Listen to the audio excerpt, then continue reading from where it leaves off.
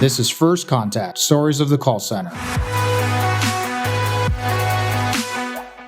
So you've got to train your people to focus on that customer at that moment, recognize the lifetime value.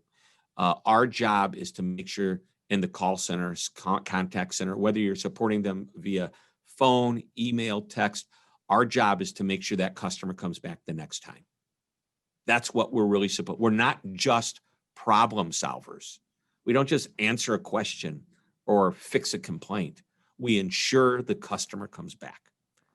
And when you can get the mindset of that's what I'm here to do, and the support agent, it's like, it's not game over, we win. It's, that's the start of the opportunity. Now you've got to give them the right tools. You've got to train them properly. Ideally, the technology works and it's convenient to both the customer and the agent to use. You've got to make sure that make sure that support agent recognizes, depending on the metrics, what they're ultimately supposed to do. It frustrates me. I know you earlier in our conversation, you used the acronym NPS, Net Promoter Score.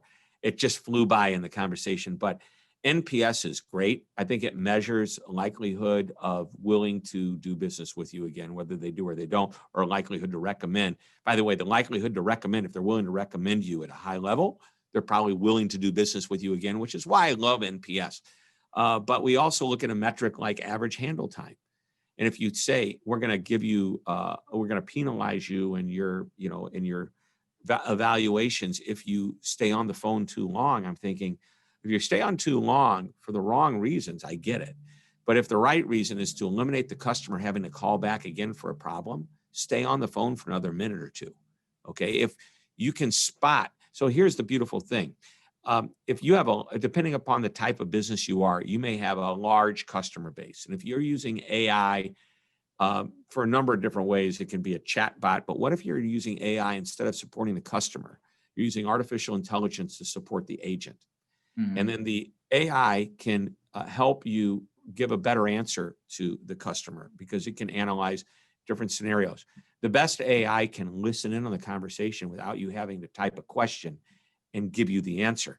But imagine if the artificial intelligence can recognize your customers' buying patterns that matches up and service patterns that matches up with 1,000 other customers. Okay. And you say, wow, the AI says this customer is just like 1,000 others. This is the next question they're going to ask you. This is the next product they're going to need. Take the time to give them the answer, even if they don't ask the question, because they need the answer. Suggest this product, which is now an ethical upsell, because they're going to need this. They're going to call back. And if I can keep you from having to call back, the cost of having you call back and starting over is far more expensive than me spending an extra few minutes on the phone with you. So again, a long-winded answer to hopefully get you where you wanted to go. Yeah, no, I mean, it's like, look, wind me up and I'm going to just start going. I'm like the ever-ready Energizer bunny.